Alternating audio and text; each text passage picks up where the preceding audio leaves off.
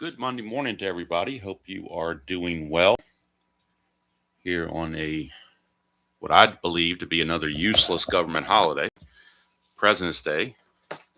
What do you do for President's Day? You go buy something on sale? How do you celebrate that? It's not like July 4th or something. Nobody's shooting fireworks for President's Day. But whatever. We're here. Doesn't matter. We're at the first game of the June 13th date, which was a Saturday in real world. This was Saturday, June 13th in the real season. Game number 410 overall. We're at Yankee Stadium for the Brewers against the Yankees. Yankee Stadium 1-7. 1-7 both left and right for singles. Home runs 1-9 for left, 1-8 for right. The Brewers 37-19, tied with the Blue Jays for first place. Yankees a few games back, 36-24. And starting pitchers for this game, left-hander Juan Nieves for the Brewers and right-hander Rick Rhoden for the Yankees. Rhoden on the real season, 16-10 with a 3.86 ERA. Make sure I'll bring this down just a hair so it fits in pretty well. That's in the real season. In the replays, 5-3 with a 4.82 earned run average, so not quite as well. In fact, he's getting hit around quite a bit. 75 innings pitched and 97 hits allowed. He was almost a 1-to-1 ratio hits and walks allowed, or hits and innings pitched, but he's given up 22 more hits than innings pitched in this replay. One area where he has improved a little bit is the walk to strikeout ratio. 61 walks, 107 strikeouts in the real season, 14 walks, 45 strikeouts in the replay. So Rick Rhoden on the mound for the Yankees is I wouldn't say a must win, but they're already, falling back a little bit behind the Brewers and the Blue Jays. And they really can't afford to drop any more ground. They lost a tough game, their last game out, which they had a lead and thought they were going to win. And Brewers came back late to win this. So now they're going to Yankees are going to try to save face right here. Rick Rhoden, a 10 wild pitch and a 2 balk. Juan Nieves, a 4 wild pitch and a 0 balk. Rick Rhoden is a -2 hold. He's got a -1 hold, and Cerrone's a -1. Nieves is a 0. He's a 0 hold, and the catcher Surhoff is a 0 hold. One person missing from the lineup, I believe this is his first game off, is Dave Winfield. He's on the bench. I think this is the very first game I can recall that Dave Winfield did not start. So if you look at it from a big perspective, for the Yankee lineup, there is no Ricky Henderson, no Don Mattingly, and no Dave Winfield. Now, Henderson and Mattingly are out for about another 10 to 12 days. Winfield's on the bench. He can come in and pitch later on. Good morning, Dan. How are you? I am formulating, Dan, what printed season of Fall Classic I want to get. Still debating on that. Haven't quite decided yet. But I'm pretty sure, it's not 100% in stone, but I'm pretty sure that I want to do my NBC game of the week this year in Fall Classic. So, I did it. I've done it in Strat, I've done it in Inside Pitch, and I've done it in Season Ticket. So I'd like to, maneuver the games around, and I really want to keep this as my only Strat. I might just, the 2020 Imagine set might just go by the wayside because I really want to mix things up. I don't want to overload Strat. I want to play multiple games. So I'm thinking about just having this as my Strat and then having the NBC game of the week on Fall Classic. And then, of course, I got the payoff pitch. I've got the Steve Carlton replay. Another one of those games will be 79 is definitely in consideration. No question about it. It is definitely 75. Well, I've already done 75. I would love to have a 75 Fall Classic set, but I've already done a 75 in the game of the week. I have not done 79, so 79 is definitely in consideration for sure. No question about it. We are family pirates. So what I'd like to do maybe, because to try to expand what I'm playing, like I said, keep this Strat keep this replay because I want to get the whole thing done. It may take another year and a half, but I want to get it done. Strat-O-Matic. And then payoff pitch, the Steve Carlton replay. There'll be another game of that probably this afternoon, his next start. When the NBC game of the week starts in April, I want to have that in Fall Classic. And then maybe do something with inside pitch original game, not the advanced mess. I'm talking about the one that they first came out with that they swore was the end all game to end all games, which is why I invested in so many sets. And now if I try to play the advanced version, those sets are useless. So I want to, you got RGL playing the advanced stuff, but nobody that I know of is playing the regular one. So that's my plan there, is to find something to do with one of those sets. I'm not sure what yet, but, and it may just be a random thing. I don't know. Season ticket, I'm not a big fan of. I played it that 1 year in '78 for the NBC game of the week, but it's okay. It's just the cards are rather pricey, and I don't like to deal with PDFs. It was an okay game. It's not. I'm not. It's not just pushing me to go play it right now. Fall Classic is, I guess, because Fall Classic, even though I had it 2 years ago, playing it now with the dice and the charts instead of the fast acting cards is almost like a new game to me. So I'm really maybe in the honeymoon phase on that, but I really like to learn that game all the way. It just has so many nuances. Season ticket, I don't know. I had the 67 set and season ticket PDF already printed out, American League only, because that's all I care about is American League and the 67 set. So maybe I could do something with that. I don't know. But my plan mainly is to focus on those 3 games. And actually, once the Steve Carlton, let's see, actually the payoff pitch, once I finish Steve Carlton, that's going to probably be it for payoff pitch for a while. I mean, payoff pitch is another decent game. It's just there's something missing from it. Like RJL said, and I can't put my finger on it. I mean, it's okay, but I just can't quite put my finger on it. All right. So, but it's fluid. I mean, what happens is fluid. I mean, depends on, how I'm feeling and what people think about it. I mean, I don't like to really worry about statistics on YouTube, but I do look at the views. And if I see a particular game getting lesser and lesser views, that tells me that people aren't interested. And so why put something out that people don't want to see?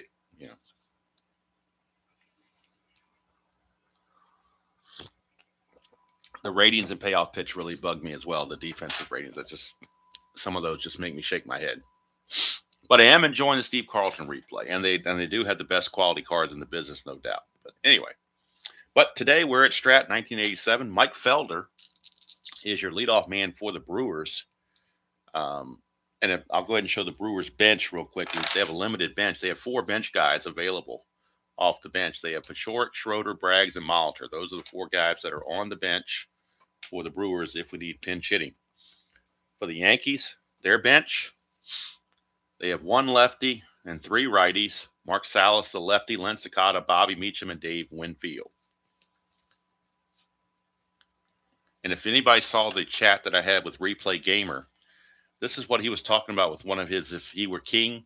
You see how on the advanced side, whoever made this, the guy that made the card for me, how he snuck in the averages, so you don't have to flip the card over to the basic side. You can see it right here at a glance. I think that's what Replay Gamer was talking about. And I agree. All right, so Mike Felder hitting .368 on the replay, only 38 at bats, though. It's very limited sample size. No homers and a run driven in. He hit .266 real world. He is a switch hitter. 4-3, and that's going to be a fly ball left field X. So right off the bat, we have an X chance. Left fielder in this game for the Yankees is the hitman, Mike Easler. He's not very good. He's a 4.37. He's decent error, but bad range.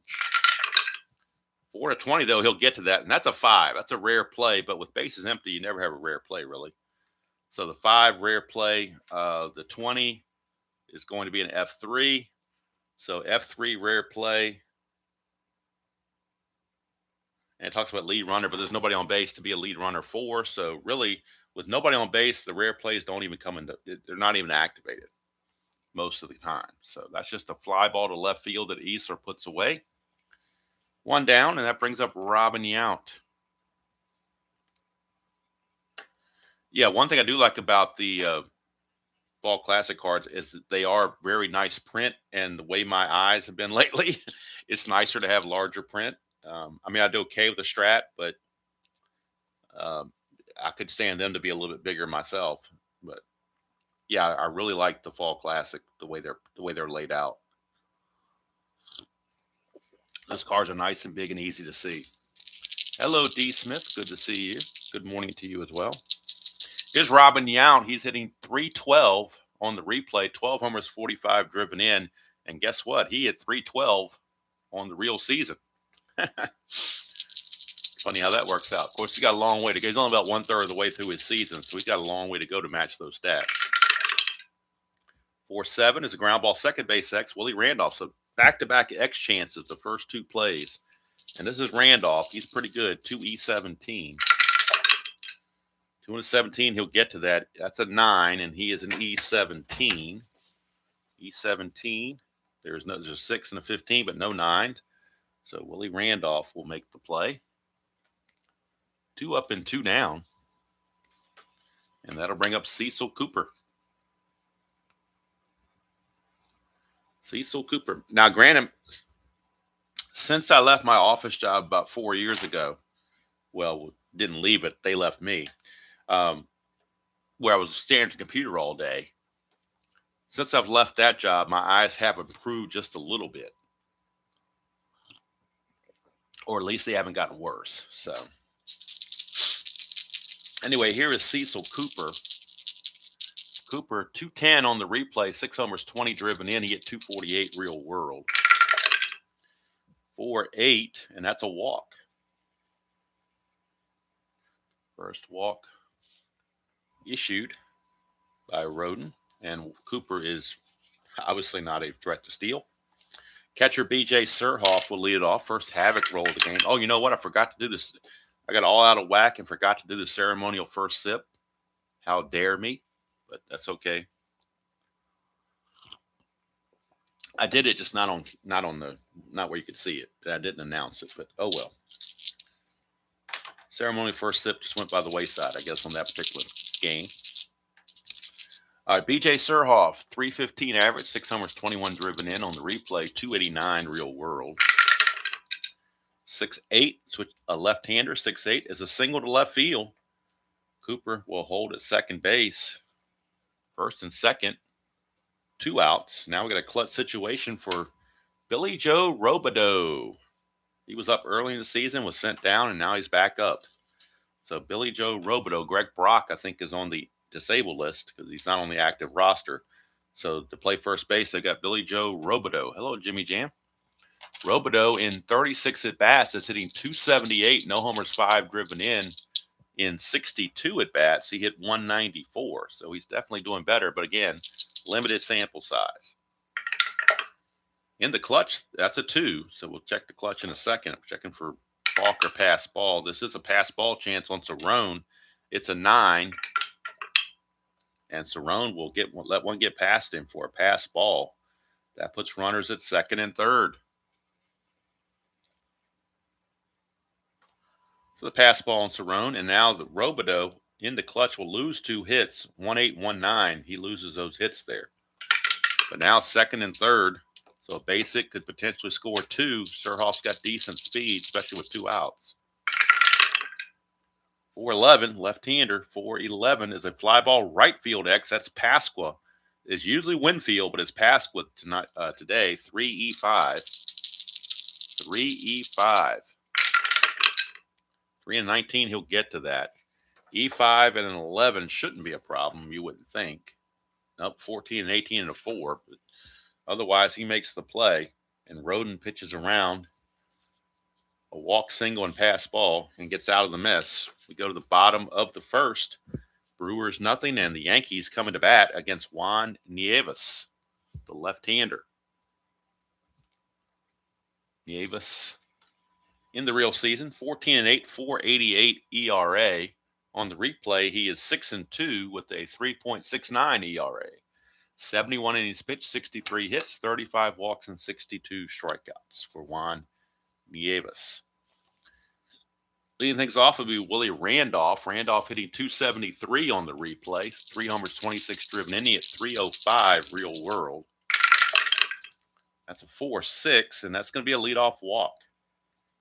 Randolph draws the free pass, and he's looking to run with a possible 3. He needs a 3 to get the lead. Does not get it, so he'll hold. And that brings up Henry Cotto up in the number 2 spot against a left-hander. Henry Cotto, center fielder. Cotto hitting 125, 3 out of 24. A homer and 2 driven in. He hit 235 real world. I've already done Randolph getting the lead. Never mind. So didn't need that. Oh, we got a white die stuck. Hold on. Let's redo this. There we go. 2-5 against the lefty. He's going to line it right to the third baseman, Gantner, or out number 1. Again, Molitor is on the roster, just not starting. So I don't know if he's got a nagging injury in real world or what's going on. Not even DHing, so that's kind of unusual for him. But I'm going to say he's available to pinch hits because he's on the roster. So that's why I'm going to play it. Here's Gary Ward. 210 average on the replay. 7 homers, 26 driven in. He hit 248 real world. 6-2, and that's a fly ball right field X. We are looking at Rick Manning. Usually Glenn brags, but this time it's Rick Manning. A 1E15. 1 and a 6. He gets to that E15 and 11. Let's see if that's a problem. E15 and 11. It is not. There's a 12 there, but no 11. So good play there by Manning. And Ward is out of there. Brings up Ron Kittle with 2 outs. Kittle on the replay hitting 294, 11 homers, 26 driven in. He hit 277 real world.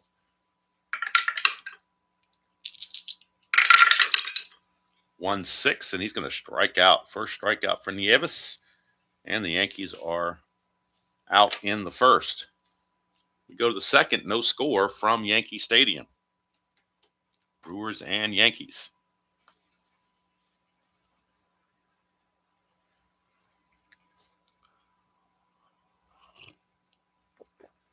Dan, right now the leader in the clubhouse is the 1979 season for me to order from Fall Classic for the NBC game of the week in April. That's the leader in the clubhouse unless I come up with something better, because that was definitely on my radar. No question. All right, here is Rick Manning. He's only had 37 at-bats real world, or in the replay, rather. 297 average in those 37 at-bats. No homers, 7 driven in. In the real world, 114 at-bats. He hit 228. 2-8, and he's going to draw a base on balls. Second walk issued by Roden. That's a leadoff walk, and sometimes those leadoff walks will really get you. He needs a 5 to get a good lead. Doesn't get it. He'll hold. Brings up Jim Gantner playing third base in this one. Gantner in the replay hitting 285, a homer and 12 driven in. He hit 272 real world. 6-9 for the lefty is a fly ball to left, and Easler will haul it in.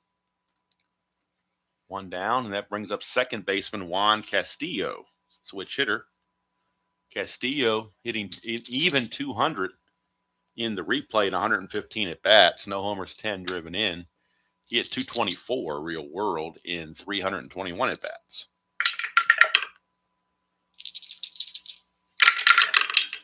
Get a 4-6, and that's going to be a fly ball to right field where Dan Pasqua puts it away. 2 down. And that'll send up the number 9 hitter, Dale Swain, the shortstop, switch hitter. Swain hitting 329 on the replay, 12 homers, 38 driven in. He hit 252 real world.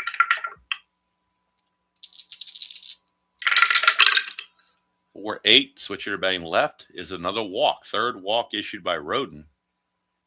He's got to get the control problem straightened out. Can't go around walking a bunch of guys. Here comes Felder. It's now a clutch situation for Felder because of the runner at second base and 2 outs. In the clutch, Felder will gain a hit on 111 and on 2-2. So he gains 2 extra hits.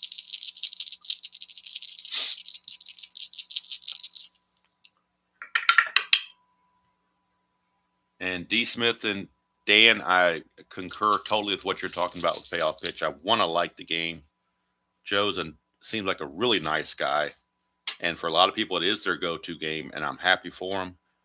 I enjoy playing it once in a while, but it's not a game I could play continuously. Just something, there's just something in the mechanics or whatever that's just not, I don't know what the right word is for it. It's not bad. It just doesn't scratch the right itch, I guess. I don't.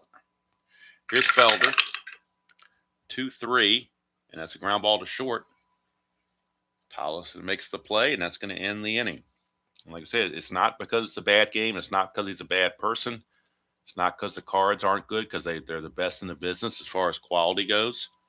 It's just something about the game, and I definitely don't want to come across as like I'm trashing the game, because I'm not. I do enjoy it, and I'm enjoying the Carlton replay. But if I had to sit down and play a 162 game schedule, it would not be my game of choice. All right, here is Mike Easler, the Hitman. It's his second game since being acquired from the Phillies in a trade for Mike Hughes. Let's see here. He's 1 for 4, 250 average, no homers and a run driven in. He hit 281 real world.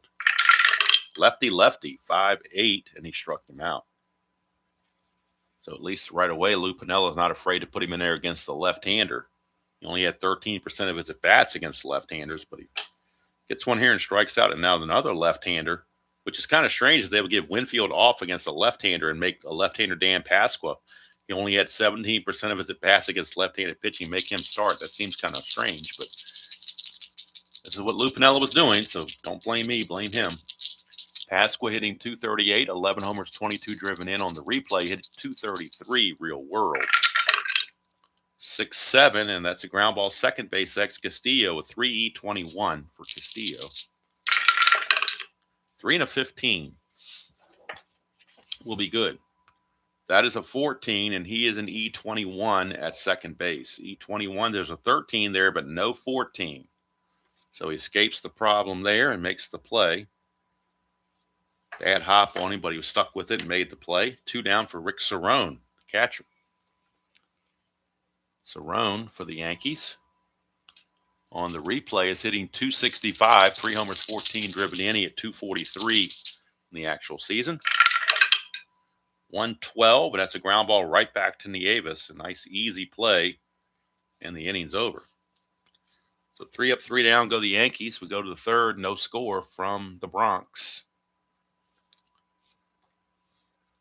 10 years removed from the Bronx's burning. And Robin Yount will lead things off for the Brew Crew. Yount, first time up, grounded to Randolph. 1-6 for Yount, and that's a triple, 1-6. 15 will turn that into a straight-out single. So a base hit for Yount. See if he can get a lead. He needs a 5 or a 6 to obtain the lead. And he gets the 5. He's going to go. He's a 16. Being held as a 14. -2 is a 12. Still a 60% chance. 1-12. And he's in there. Stolen base for Robin Yount. So Yount gets the stolen base. And let's see. Don't think of Yount stealing all that much. At least I don't. Not in this part of his career. But we'll check the stats. Real world and on the replay and see how he's doing on his steals. In the real world, though, he stole 19 bases, got caught 9 times. This was steal number 8, and he's been caught 4 times. That's an 8th stolen base for Yount. More importantly, he's in scoring position with nobody out for nobody out for Cecil Cooper. Cooper walked his first chance. Speaking of somebody at the end of their career, Cecil Cooper's at the end of his. 1-8, and he struck him out. That's the first strikeout for Roden. Took him 3 innings to get there, but he got one. Cooper is out of there, and here's catcher B.J. Surhoff. Singled his first chance.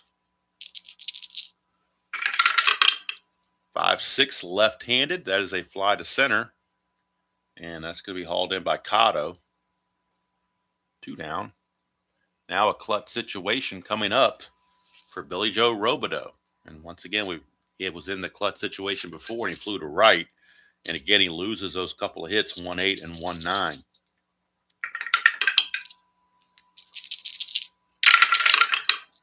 2-8 instead of 1-8. 2-8 is going to be a walk, so that keeps the inning going. And that is the fourth walk issued for Roden, so he's definitely having some control issues.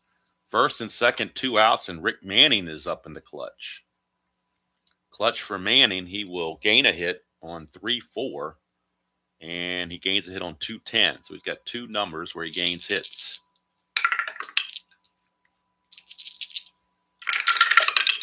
That's a 6-11, and that's a ground ball first base X. And the first baseman, without Mattingly there, the first baseman in this one is Gary Ward. Definitely a defensive drop-off, no question about it. He is definitely a defensive liability at first base. So we'll check the numbers on Ward. He is a 4E13 for Gary Ward. 4 and a 3. That's terrible. Mattingly would have gotten to that and made the play, but this is 4 and a 3. Single 2 stars, and that will score the run. Brewers break on top 1-0 because of the lack of range of Gary Ward. Robideau will go to third. Now we're going to check for an error. That's a 12, and Ward's an E13. E13, there's an 11 and 13, but no 12. So at least he didn't make an error, but he couldn't get to that one and went right down the line. And that's going to be a RBI single off the bat of Rick Manning. Brewers lead it 1-0. And that's another way you miss Mattingly, not just the offense, but also the defense. So Manning now is going to try to get the lead. Needs a 5. And get it. He'll hold.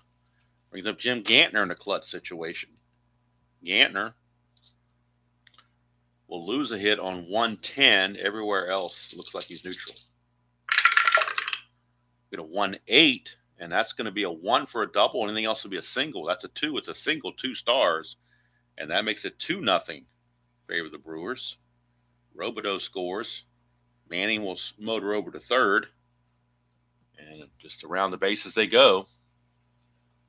Now 2-0 Brew Crew. Gantner looking to get a lead. He needs a 7.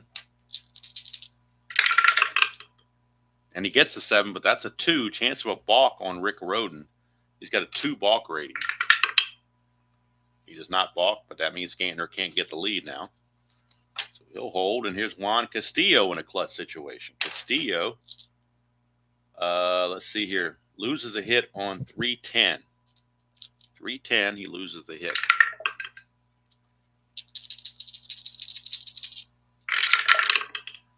4-7, left-handed, is a ground ball second base X. That is Willie Randolph. He's a 2E17. 2 and a 12, he'll get to that. E17 and an 11. Check second base. E17. There is no 11 there, so Randolph does make the play. But the Brewers pick up 2 runs here in the third and take a 2-0 lead on the Yankees. And Roden, nobody to blame but himself, really, for those walks. I mean, I know Ward didn't make the range play, but the walk there didn't help the cause either. That 2-out walk kept the inning going. Here's Nieves now enjoying a 2-0 lead, and he's going to be facing Mike Pagliarulo at third base. Pags hitting 230 on the replay, 16 homers, 35 driven in. He at 234 in the real season. Lefty-lefty matchup, 110. 1-6 is a single. That's a 3, so Pagliarulo gets a base hit. He is no threat to run. He will not be held. And here's Tollison. Tollison hitting 218 on the replay. 2 homers, 15 driven in. He at 221 real world.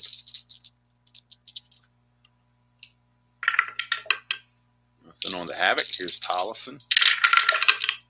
3-7 against the lefty, and that's a strikeout. Third strikeout for Nieves.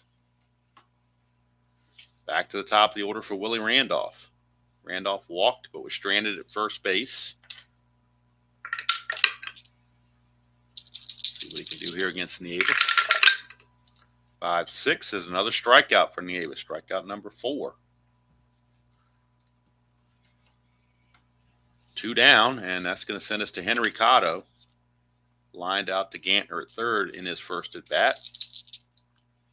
Bagley-Rulo still stuck at first base. 6-6, and that's going to be a ground ball shortstop X. That is going to be Swain. He's a 3E25. 3 and 18 is good all day long. E25 and a 9. There is no 9 there, so Swain will make the play. It's the third out of the inning. Let's see, 3 and an 18 is a G1. You could technically say he threw for the fielder's choice, but I'm going to keep it simple and just go 6-3 to end the inning.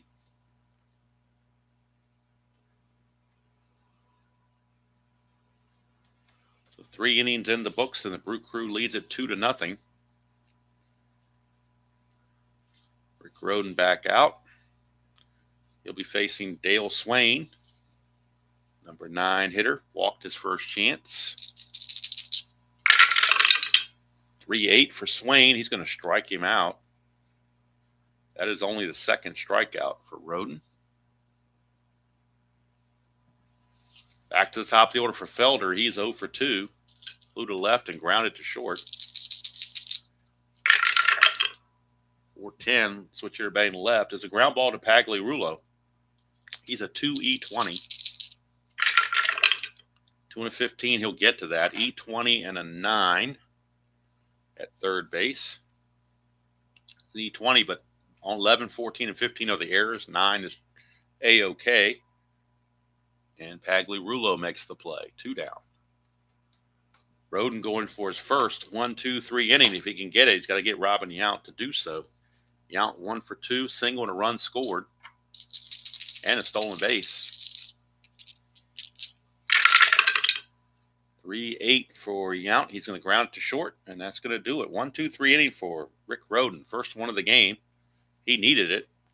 And it's still 2-0. Brewers over the Yankees. Bottom of the fourth we go. Nieves. Both pitchers have 6 as their fatigue. Here's Gary Ward.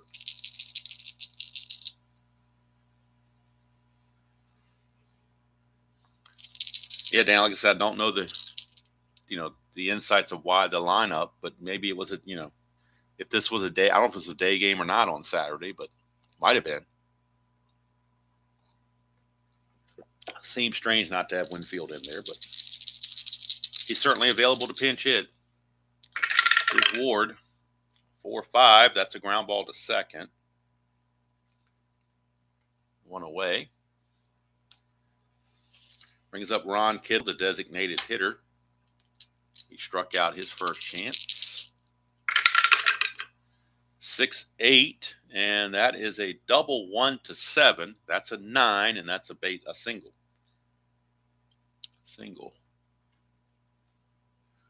Dan, if you're still here, I have a question for you about Fall Classic. When you order, I'm assuming you order printed sets and not the PDF. But assuming you do order printed sets, do you order more than one season at a time? Because like Strat, their shipping is pretty high, and it doesn't change based on volume. It's like $18 to ship, whether you buy one season or 10 seasons. So I'm not sure if they're going for the same model that Strat is, where they want to get people to buy more. But I'm thinking if I'm going to order a printed set, I may as well order 2 to make my shipping cost worth its while. So I don't know. If I get 79, what is you've only ordered one at a time. Okay.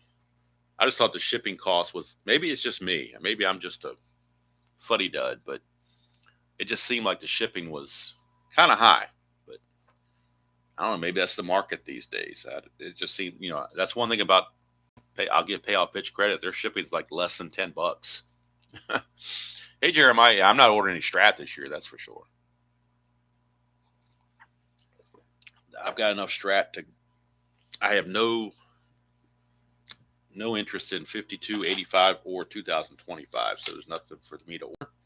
I ordered my 3 sets last year, and they are doing me just fine. Plus, I'm using 87 mostly right now anyway.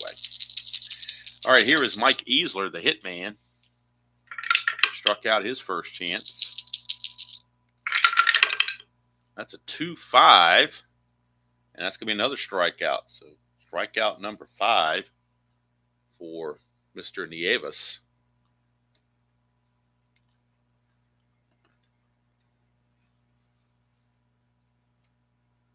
And now with 2 outs, that brings up Pasqua. Grounded to second base, his first chance.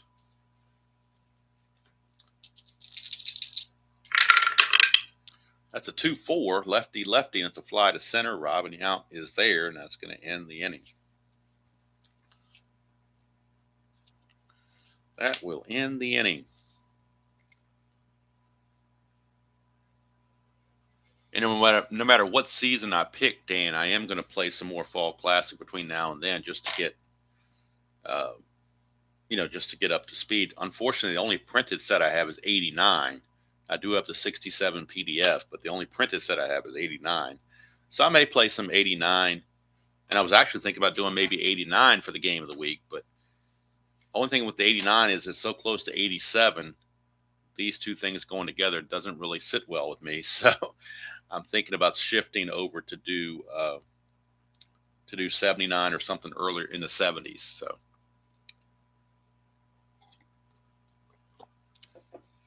I was thinking 79, 72, something along those lines. All right, did 78 last year in season tickets, so maybe 79 is a natural progression. I was also thinking about 1980. That's a season the only game I have 1980 in is replay baseball. I got the cards and dice for replay in 1980, but that's it. So that's another possibility. All right, here's Cecil Cooper. He's 0 for 1, walking a strikeout.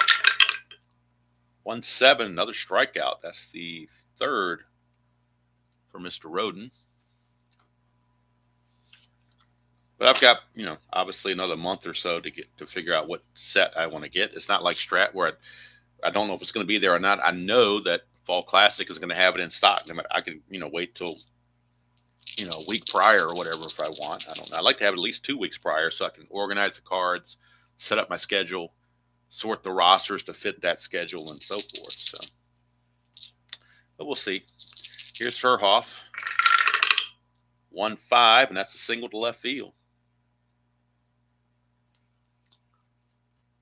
Sure, whatever season I pick, it'll be fun one way or the other. Let's see. Surhoff will be held, but he won't try to go anywhere. Here's Billy Joe Robideau, first baseman.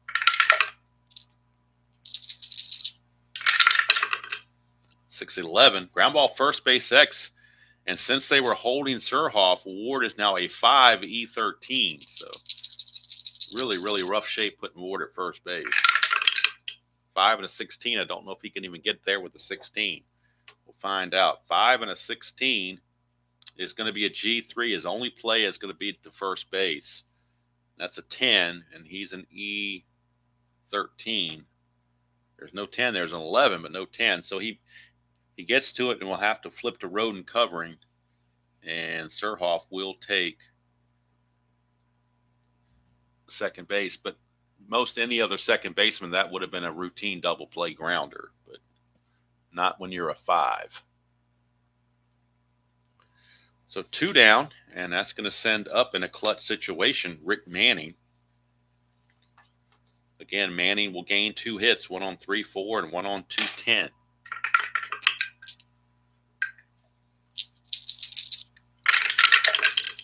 .16, and that's a ground ball to short, and that's going to end the inning. Now, I will watch the videos that Strat-O-Matic puts out from their opening day coverage that they do on the Strat channel, and I will watch people unboxing Strat and having a good time and be happy for them. It's just, that's not going to be me this year. But I'm all happy for them. All right, here's Juan Nieves, and he'll be facing Cerrone, Pagliarulo, and Tolleson, bottom of the order. 6-4, and that's a ballpark single check. First time going to the ballpark. It's a 1-7. That's a 19, so we'll keep the fly to left. Since nobody's on base, it won't affect anything. Keep the fly to left. Here's Pagliarulo.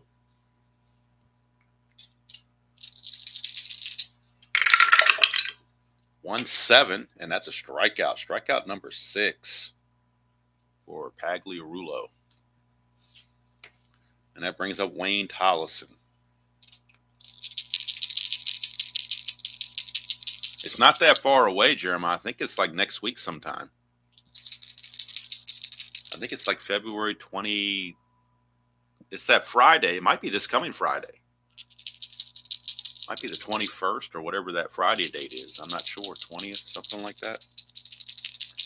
Usually it's almost always on a Friday from what I can remember. I know you can still pre-order if you want. But 112 is a ground ball to short, and that will end the inning. Of course, if you order now as a pre-order, you're not gonna get your stuff right away because you got so many other people that have already pre-ordered ahead of you. So if you're looking to get stuff in a big hurry, you would need to order first day.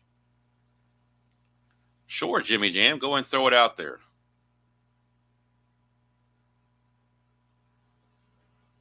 Dan, you're saying on the Fall Classic, you do get a better shipping deal if you order more than one season. I didn't remember seeing mine change at all, but I don't know. But yeah, Jimmy Jam, if you got a trivia question, fire away. We're at a break right now between innings, so it's a good time to do it.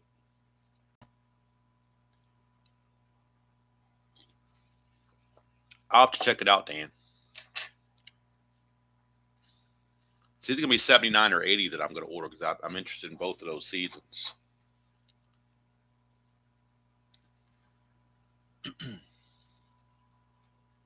Let's see here. Who was the only player to have 150 hits, 150 runs, 150 walks, 150 RBIs in the same? Wow, that's a heck of a season. 150 hits, 150 runs, 150 walks, and 150 RBIs. Wow. I can't even think about that. Yeah, that's what I'm saying, Dan. The shipping didn't change for me. So Jeremiah is guessing Hack Wilson. And Jimmy says that's not the answer. Not Hack Wilson. Let's see here. Who was the only player to have all those? I wouldn't guess it would be Ted Williams. That doesn't seem to make any sense. I don't think he would have had 150 RBIs. Action is guessing Ruth. Justin is guessing Dan Musial. All good guesses. All Hall of Famers, pretty much. Jimmy might have to give us a hint. Maybe like what league, or I don't know if the team might give it away, but Dan is guessing Mr. Bonds, who was not a Hall of Famer.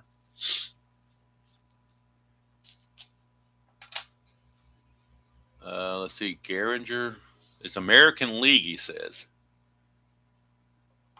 Oh, you think I'm right with Ted Williams? I don't know. He didn't say anything. It just doesn't. I'm not sure that's correct, but because I don't think he had 150 RBIs in any particular. I know he walked a lot, but I just don't know if they scored enough runs back in those days. Oh, it is Ted, 1949. All right. Wow, talk about a wild guess. Ted Williams, 19. I know they had a lot of walks in 1949. Walks were tremendously high that season, which for me makes it a very difficult season to replay because the walks. I have it 49 in History Maker Baseball, and I just kept getting walk after walk after walk, and it's got really, really frustrating. All right, I don't know how. I know Strat has 49. No, Jimmy, I'm not a beast. I just make a wild guess and hope I'm right.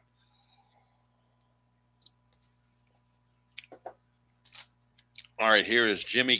It was very little confidence that I guessed that. So this is the fatigue inning for both pitchers here in the sixth. It's still 2-0 Brew Crew. Gantner 1-4. He's going to ground it right back to Rick Roden. 1 away. Get back to my other screen here. 1 away.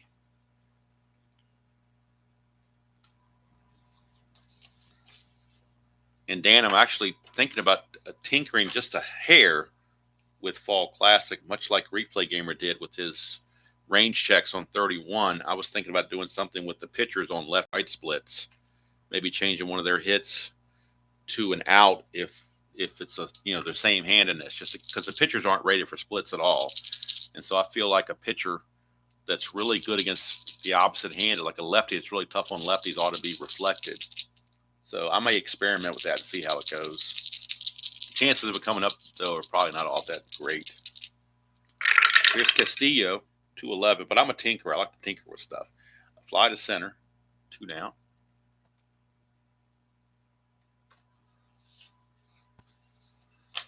And here's Dale Swain.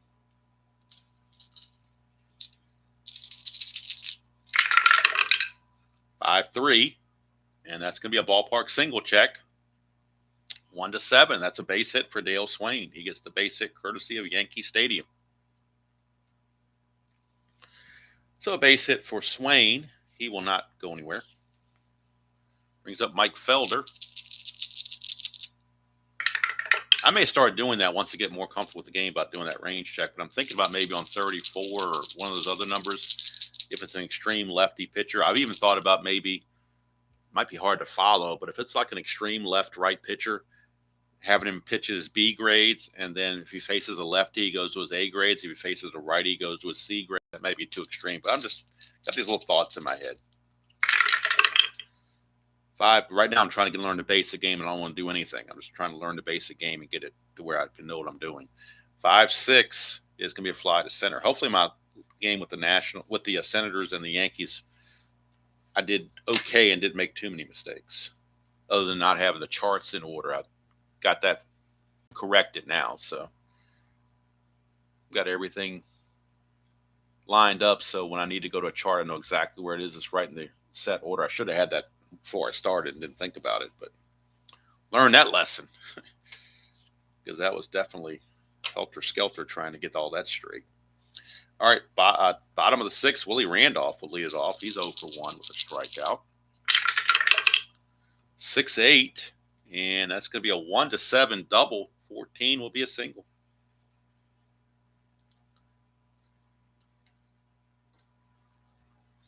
Randolph with a 3. Going to try for the lead. I really like Replay Gamer. I think he definitely adds something to our YouTube genre of hobby here. There's a lot of cool stuff and a lot of good ideas. So enjoy when I missed him when he was away for a while, but I'm glad he's back now. All right, here's Henry Cotto.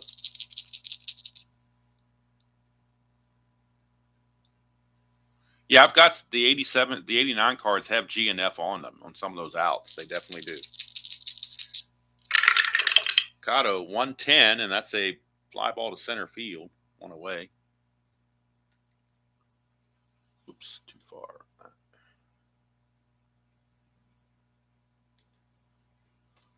So 1 down, and that's going to send up Gary Ward. He's had a rough day of it in the field. See if he can do something with the bat. That's a 2. Chance for a balk or pass ball. Looking at pass ball and Surhoff, he's a 5. No pass ball. So Ward will swing at 112. That's a Lomax plus injury. Boy, that's going to be might add injury to the insult of lining into a double play. Lines it to third. Gantner will fire over to first to double off Randolph. It's going to be a 5-5-3 double play. Then we'll check for the injury.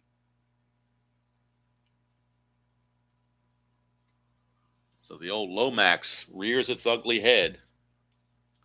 And now we'll check for injury.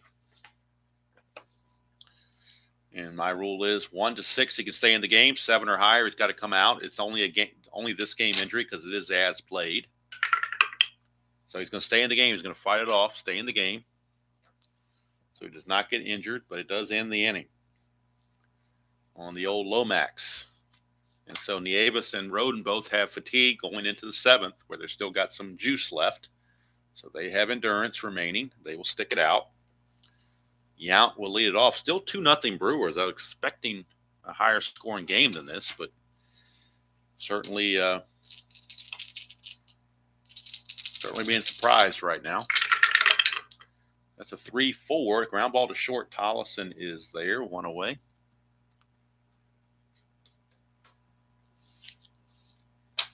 That brings up Cecil Cooper. designated hitter. He is 0 for 2.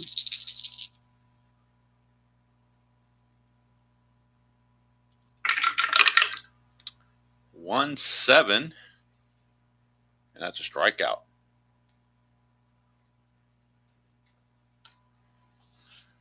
Two down, and here's Surhoff. Justin, the problem with that, Ward's already pretty bad. I don't want to make him any worse. He's already a 4 E13. Still pretty bad as it is. 2-8, and that is a 1-5 triple. That's a 9. He'll settle with a 2-out single. And Surhoff, third hit of the game. He's 3 for 4, all singles. And you know what? With 2 outs, he's going to see if he can get a lead and see if he can steal. It is going to be questionable, though, because a 10, 11, or 12, he gets picked off automatically. A 5 through 9, he gets the lead. But if you never attempt it, you're never going to recreate his caught stealings. So let's look at Surhoff's numbers real quick. Real world. Stolen base area. Because the cards don't tell you. I got to go to the computer to get it on his stolen bases. So per the computer, Surhoff stole 11 bases and was caught 10 times. That's 21 steal attempts. In my replay, he has yet to have a steal attempt. So I feel like I need to start trying to steal to recreate some of these attempts. So we're going to try it. Stole 11, got caught 10 times. But in the replay, we have not had a single steal attempt yet. And we're in early June. So I think it's time to give him a chance. So he needs a 5 through 9 to get a lead. And he can't get the lead as a 4. So go through all that, and he still can't get the lead. So he will hold. And now Joe Robideau will stand in. 2-7, and he struck out to end the inning. And that is strikeout number 5 for Rick Rhoden, and he still keeps some endurance into the 8th. Go to the 7th inning stretch. Still 2-0 Brewers. Nieves will be out to face Kittle, Easler, and Pasqua. Pinch hitting is now allowed, so Winfield might very well be coming on and maybe possibly hitting for Pasqua or Easler, one of the two. We'll see. Here's Kittle. 1-8 for Kittle. He's going to strike out, and that is strikeout number 7. Strikeout number 7 for Mr. Kittle. And we're going to have Winfield hit for Easler. Winfield will come in and hit for Easler. Winfield will stay in the game and play right field, and they will move Pasqua to left field. So Winfield will come in here and take over in right field. They got to get some offense. They got to get something going here. They've just been totally stagnant. So we made it to the 7th inning where pinch hitting is allowed. He will pinch hit in the 7th, play right field in the 8th. Mr. May, Dave Winfield. Easler 0 for 2 with 2 strikeouts.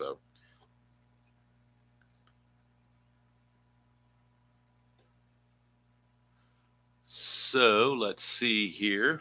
Let's go to the bench. And Winfield will make his way on to hit for Easler. Let's get the numbers on Winfield. On the actual 87 season, he hit .275, 27 home runs, and 97 runs batted in.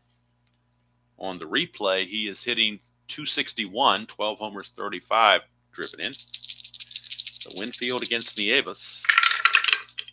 That's a 4-7, and he's going to ground it right to Nieves. There's a dot there, but Nieves has not reached fatigue yet, so it's going to be an easy play.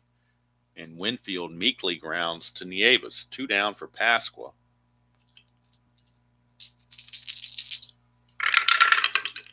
That's a 5-9 lefty, and that's a strikeout. Strikeout number 8 for Nieves. So he's going to keep going as well. And it's still 2-0 as we go to the 8th inning. So now the computer is reminding me that I need to have a left fielder in the game. So we'll go to the computer, move Pasqua from right field to left field, and insert Winfield in as the right fielder. And now we're back in business. I agree, an auto steal would be kind of cool to adapt in this game. I do try, if a guy's got an asterisk, I do try to steal. I'm admitted, if he doesn't have an asterisk, then my likelihood of trying to get him, like Dale Swain, it's going to be hard for me to try to attempt any steals because of those numbers. But obviously, he got caught stealing a couple times. So, at some point he did try to steal. It's just I don't know when I'd ever get to do it. So, yeah, auto steal, to force me to do that almost would be nice. Here is Rick Manning, but every game could use something, I suppose. So here's Rick Manning. 5-7, and that's a ground ball shortstop X. We're looking at Tollefson, 3E22. I'm not a game critic. I don't know how these guys create these games. They're very creative people. I don't know how they manage to do that, but they do. 3E22, 3 and a 16 is good. E22 and a 12. E22 and a 12 for a shortstop. There is no 12 there, so Tollefson makes the play. One away.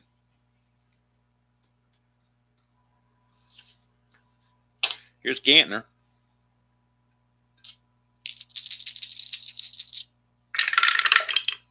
2-6 for Gantner, and he's going to pop it out to Tollefson. 2 down. So Cerrone looking to at least go, Roden rather, looking to at least go 8 innings. Here's Castillo. 2-9, and he's going to fly to center. So, yeah, there's no reason not to bring him back for the 9th inning, that's for sure. No reason not to. Here's Nieves. He'll be facing Cerrone, Pagliarulo, and Tollefson. There's not a whole lot on the bench. Only 3 bench guys remaining are Meacham, Sakata, and Salas. So there's just not a whole lot there. Might pinch hit for Tollefson with Meacham, possibly. Meacham is a little bit better hitter, although an inferior fielder. But when you're down 2-0, you need offense. There's Cerrone, 2-11, and that is a ballpark single check. 13, though, is going to be out of range, so he's going to line it to short. 1 away, and that'll send up Pagliarulo.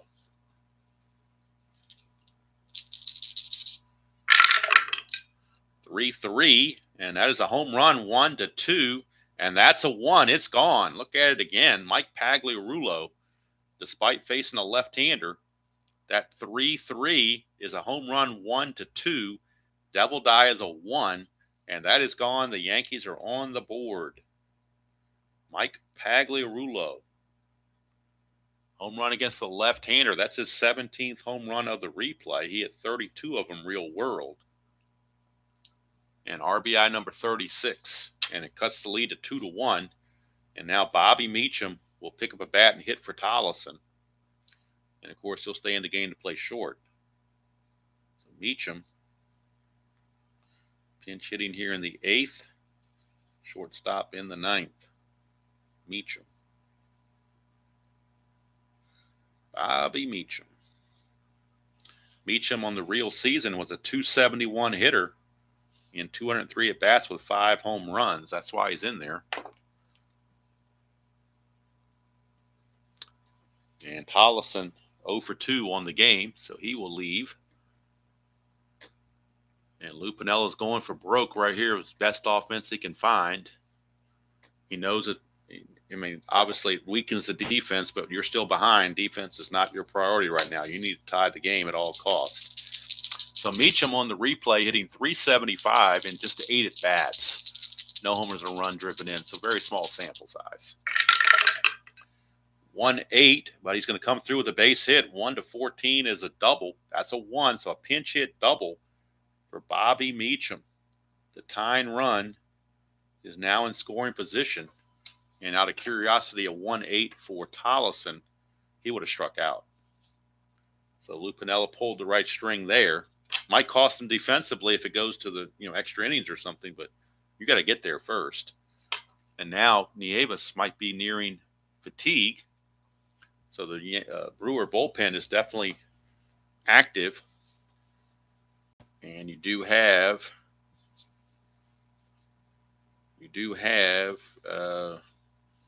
actually the closer, Dan Plesac, is loosening.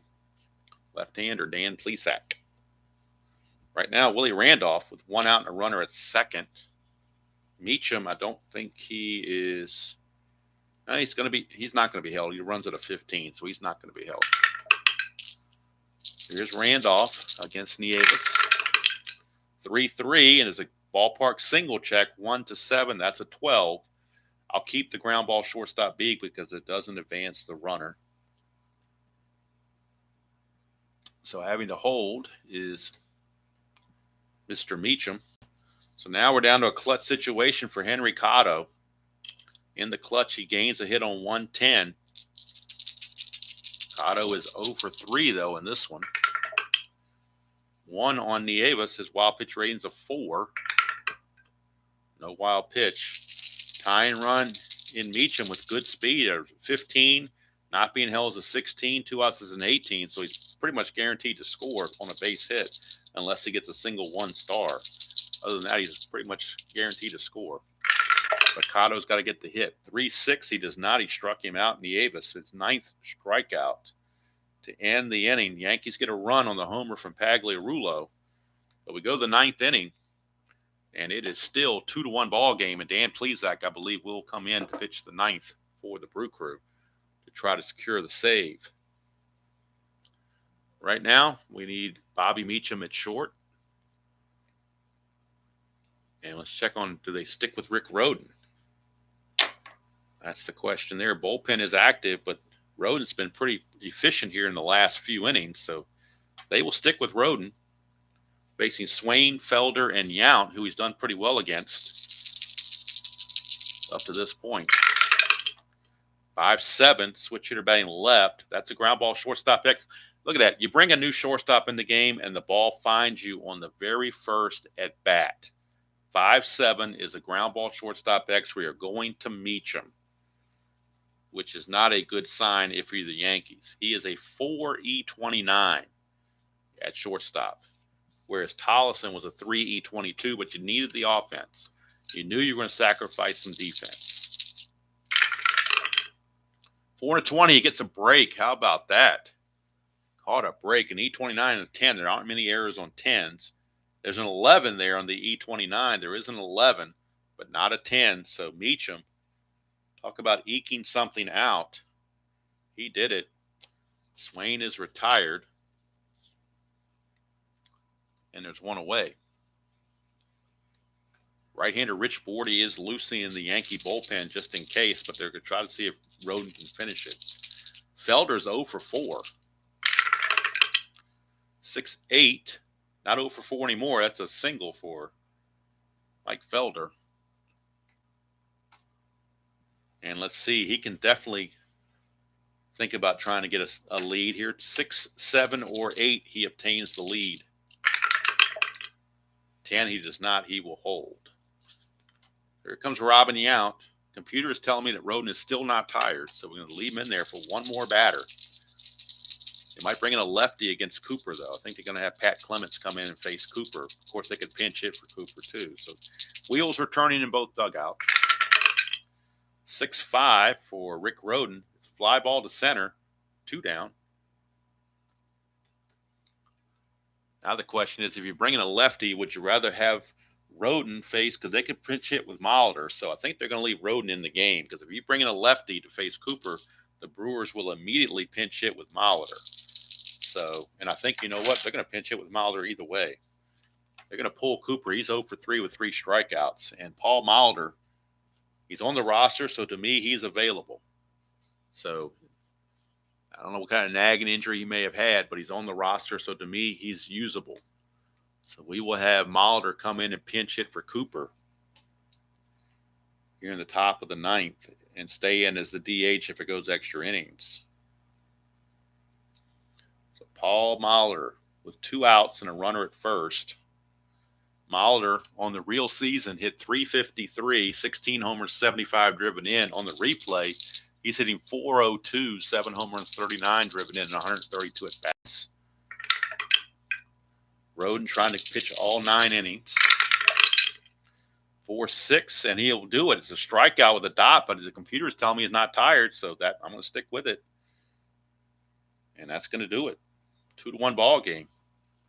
Go to the bottom of the 9th. Now it says Rick Rhoden is tired after that is bat because he went to 9 innings. That's why he's tired. So, but he was good enough for that one right there to get it done. And now the Brew Crew will go to Dan Plesac out of the bullpen to try to get the save for Nieves. Nieves was right on the edge of fatigue in the previous inning. -2 for Plesac on his hold, so he's got a better hold than Nieves has.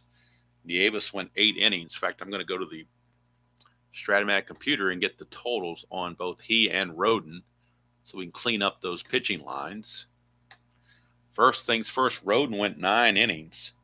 Going to give up 8 hits and 2 runs, but unless the Yankees rally, he will suffer a loss and drop to 5-4. 4 walks, 6 strikeouts. For Nieves, 8 innings pitched, 5 hits and a run. The only run was the Pagliarulo homer.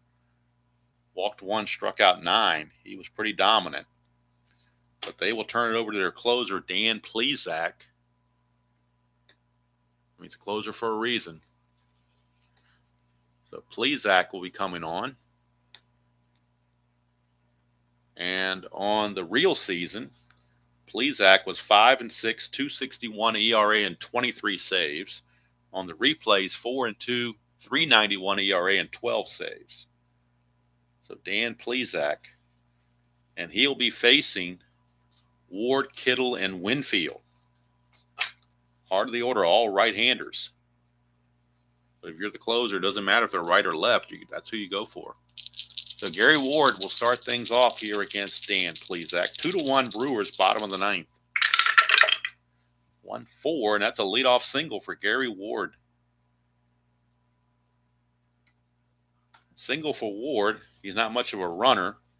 He does run, not much of a base stealer. He does run decently at 14, so possible there. Of course, in most baseball gurus' example, this would be a perfect time to bunt, but not when you have Ron Kittle, who's a D bunter, and the other Salas is a C bunter, and Sakata is a D bunter. So your bunt's pretty much out the window right here. And Ward's not even thinking about trying to run. That's a 2, possible balk or pass ball. We got a balk chance on Plesac, so we'll go to his balk rating. See if he did any balks or not. He did not. He's a 15 wild pitch, but a 0 balk, so no balk for Plesac. And Kittle, your batter. He is the winning run. 6-8 on Plesac is a strikeout. So Plesac gets the K on Kittle. 1 away, and that's going to take us to Winfield. Big showdown here. Plesac against Winfield. Winfield could be the hero. He's got a couple of ballpark diamond shots. That's a 6-6, and that's another strikeout for Plesac. So after giving up the single, he has come back and struck out 2 tough right-handed hitters. And now it's all up to Dan Pasqua. Last chance saloon. Pasqua is 0 for 3. 2-7. He's 0 for 4. And Plesac strikes out the side to end the ball game after giving up the leadoff single. How about that? Gave up the single, but then came back to strike out the side. And the Brewers beat the Yankees 2-1. 2 runs, 8 hits, and no errors for the Brewers. 1 run, 6 hits, and no errors for the Yankees. And we'll go to the box score and get the totals. And get ready for tomorrow's game. So the winning pitcher is Nieves. He is now 7-2. Plesac picks up lucky save number 13.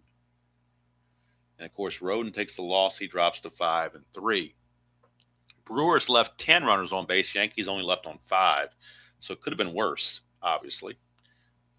But the Yankees fall to the Brewers by the score of 2-1.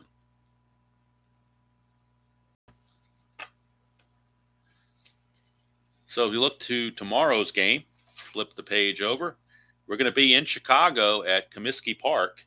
It'll be the Minnesota Twins taking on the Chicago White Sox, Les Straker against Rich Dotson. That'll be game number 411, and that will be tomorrow. But with this victory for the Brewers, they temporarily take over the lead in the American League East by a half a game over Toronto. The Yankees now drop to 4 games back, The Tigers only one game behind the Yankees for third place.